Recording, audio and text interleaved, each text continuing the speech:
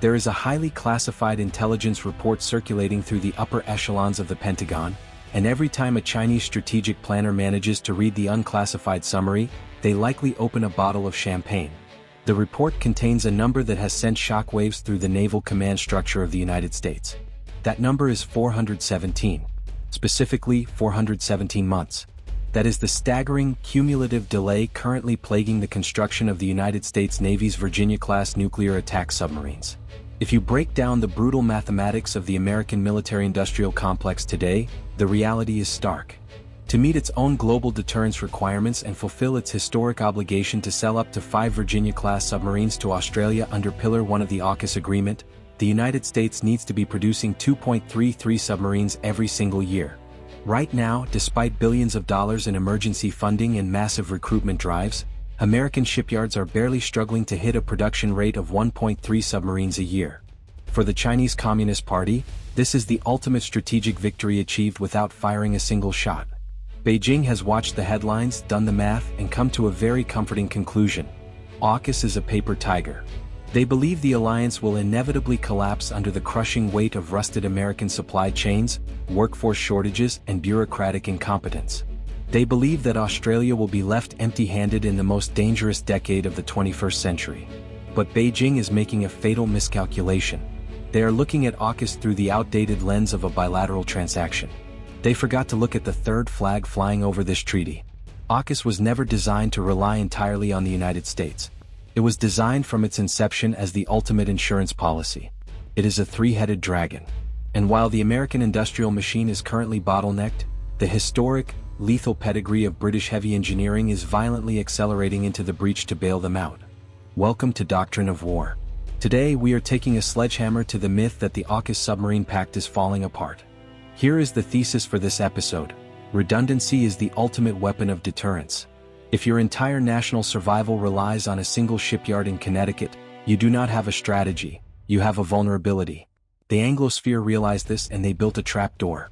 If you are beginning to understand why the geopolitical survival of the Indo-Pacific relies on the brutal, unsentimental mathematics of heavy manufacturing, hit that like button and subscribe to Doctrine of War.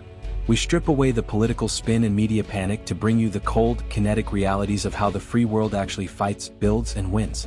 Your support ensures we keep this unvarnished tactical analysis coming.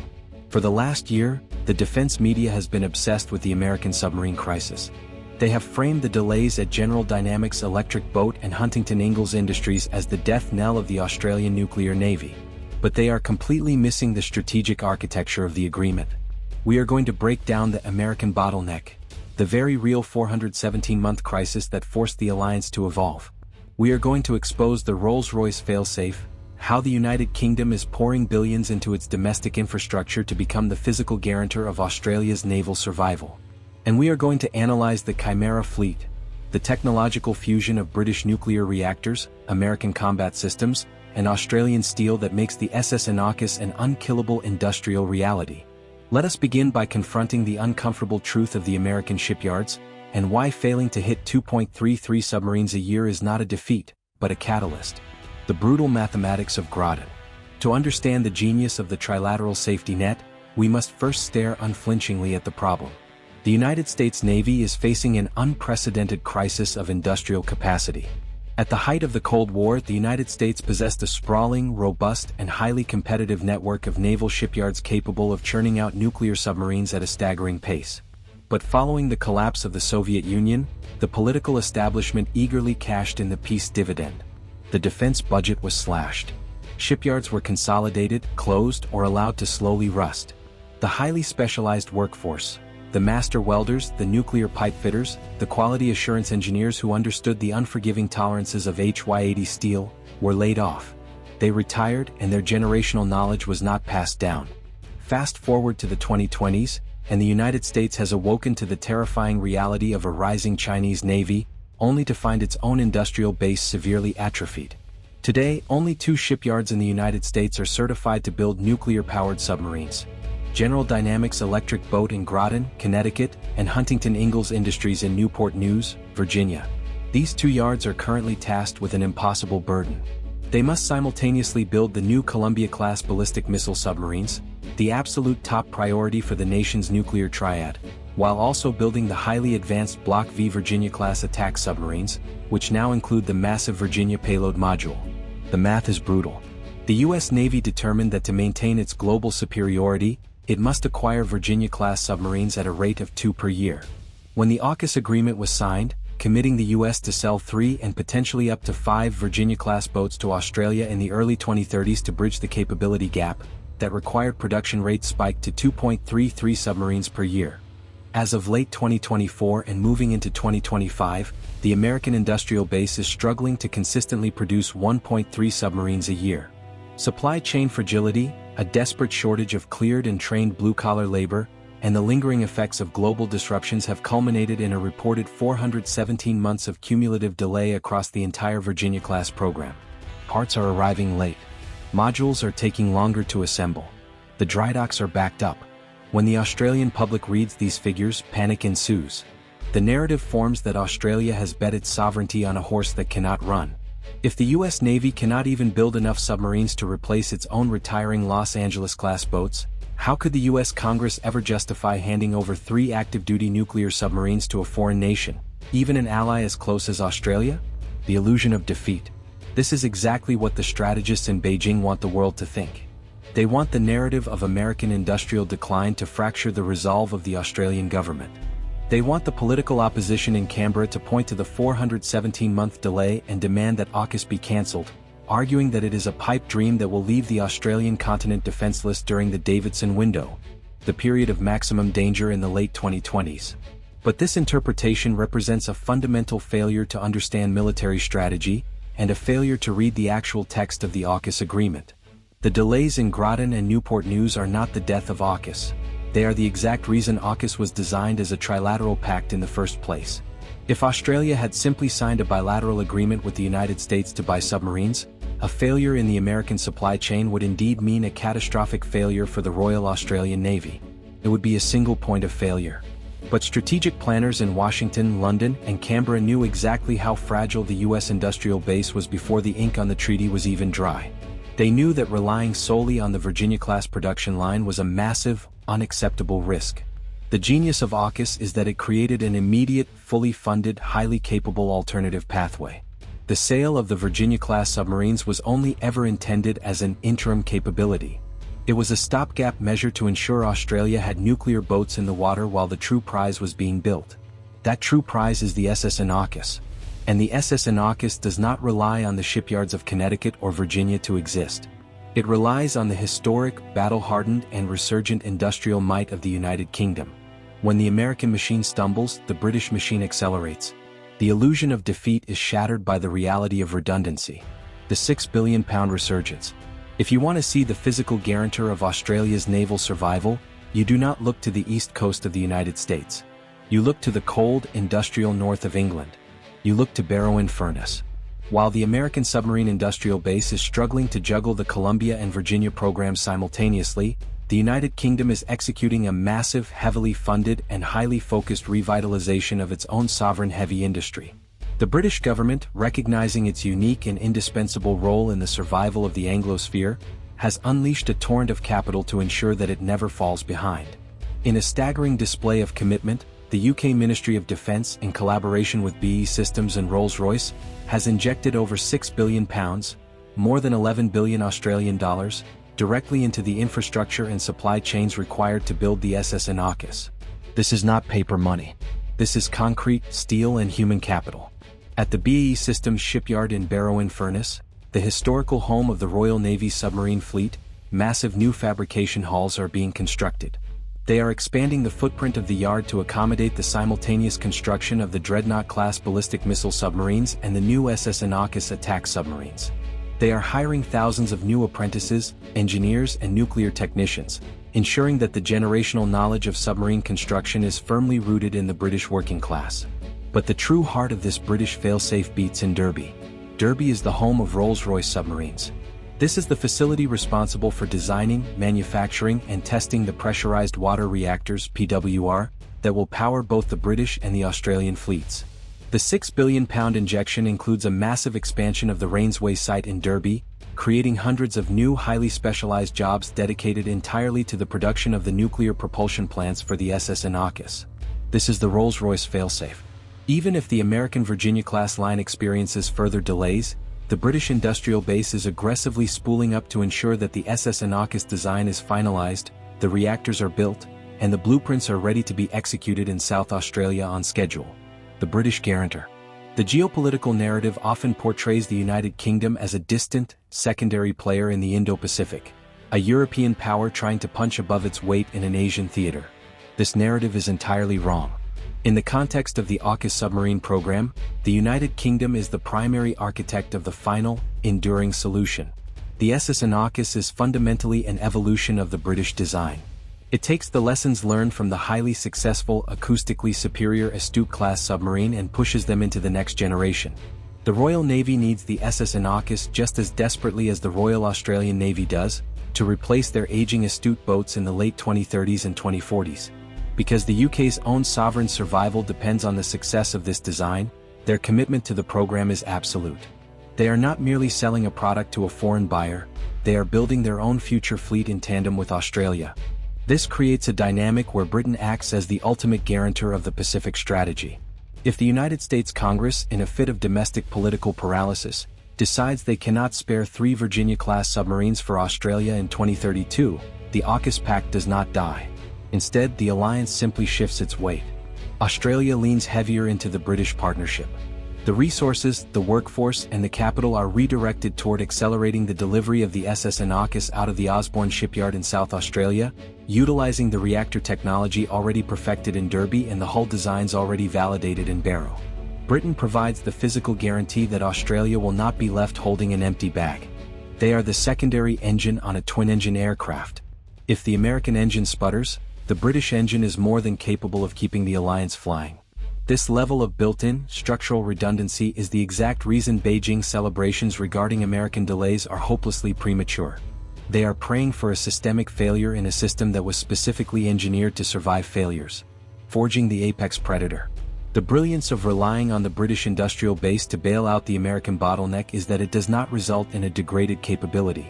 In fact, it results in the creation of the most lethal, highly integrated, and technologically terrifying submarine ever conceived. The SS AUKUS is not just a British submarine with an Australian flag painted on the side. It is a true technological chimera, a mythical beast forged from the absolute best components of the 3 most capable naval powers on Earth. Let us break down the anatomy of this apex predator. The hull, the hydrodynamic shaping, and the core structural engineering will be based on the British next-generation design. The United Kingdom has spent a century mastering the art of building submarines that can operate in the treacherous, unforgiving waters of the North Atlantic. Their understanding of acoustic dampening, anechoic tiling, and pumpjet propulsion makes the British Foundation the perfect stealth platform. The heart of the beast, the nuclear propulsion plant, is unequivocally British. The Rolls-Royce Pressurized Water Reactor, PWR-3, is a marvel of atomic engineering. It will provide the submarine with unlimited range and endurance, never requiring refueling for the entirety of its 30-year operational life. It is safer, quieter, and more powerful than anything that has come before it. But a submarine is useless if it cannot kill. This is where the American technological genius is violently grafted onto the British hull.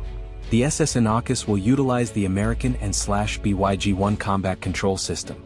This is the exact same digital brain that operates inside the U.S. Navy's Virginia-class submarines.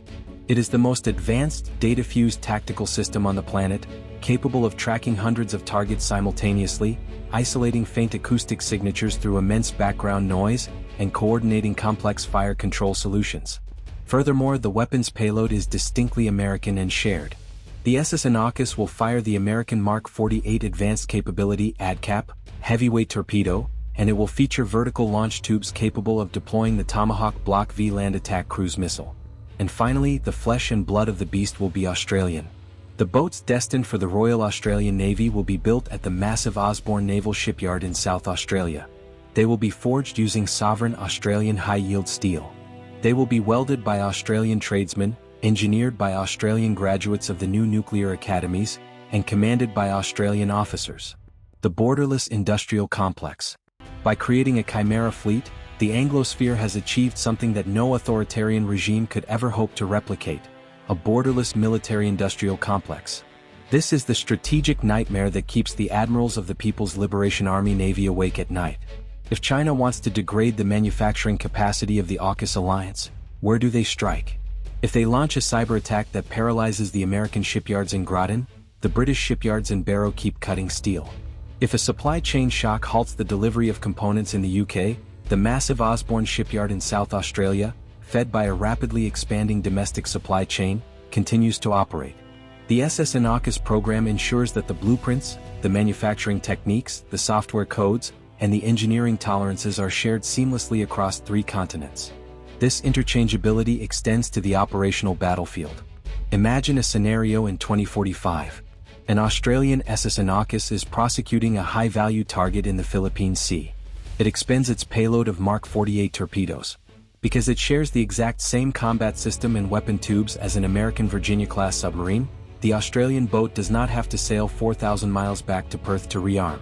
It can pull alongside an American submarine tender in Guam, or dock at a U.S. facility in Japan, and American sailors can load American torpedoes directly into the Australian tubes. The combat computer will recognize the weapons instantly. The submarine can be restocked, provisioned, and sent back into the fight in a matter of days.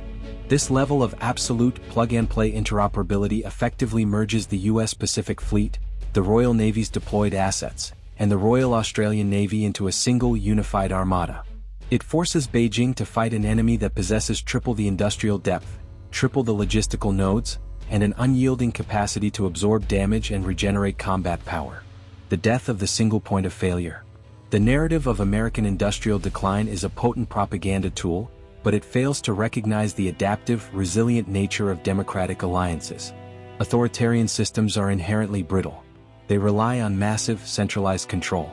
If the central node fails, the entire system collapses. The Chinese naval buildup is impressive in its speed and volume, but it relies almost entirely on the shipyards located along its own vulnerable eastern seaboard. If those shipyards are disrupted, the PLA Navy has no backup. They have no trusted, highly advanced allies capable of building Type 055 cruisers or Type 093 nuclear submarines on their behalf. The free world operates on a fundamentally different doctrine. We operate on the doctrine of delegated authority and distributed mass. The AUKUS agreement is the ultimate manifestation of this doctrine. By recognizing early on that the American submarine industrial base was dangerously overstretched, Washington and Canberra did not panic. They diversified. They brought in the United Kingdom, a nation with a centuries-old maritime pedigree and a sovereign nuclear propulsion capability, to act as the massive, unsinkable anchor for the entire project. The 417 months of cumulative delay facing the Virginia-class program is a serious issue that the Pentagon must aggressively solve. But it is an American problem, not an Australian death sentence. The physical basing of the HMS Anson at HMAS Stirling in 2026, and the massive £6 billion investment currently reshaping the British industrial landscape, are tangible, kinetic proofs that the failsafe is already activating. The three-headed dragon. Beijing celebrated when the reports of American shipyard delays were published. They believed they were watching the slow, agonizing death of the AUKUS alliance before it ever truly began. What they were actually watching was the alliance mutating. They were watching it shed its reliance on a single point of failure and evolve into a three-headed dragon. If the American head is temporarily bogged down by supply chain friction, the British head rises up, armed with Rolls-Royce reactors and Astute-class lethality, to ensure the timeline remains intact. And all the while, the Australian head is growing stronger, building the massive infrastructure at Osborne, training the nuclear workforce, and preparing to wield the weapons that will ultimately secure the Southern Hemisphere. The U.S. submarine crisis is not a story of Britain bailing out a failed agreement. It is the story of the agreement functioning exactly as it was intended to function. It is a story of absolute trust, shared sacrifice, and the unbreakable resolve of the Anglosphere. When the first SS and AUKUS slides into the water, it will not matter if the American yards were delayed in the 2020s. What will matter is that a stealthy, nuclear-powered apex predator, carrying the combined technological genius of 3 nations, is prowling the deep waters of the Indo-Pacific, drawing a line in the ocean that authoritarianism cannot cross. Thanks for watching Doctrine of War.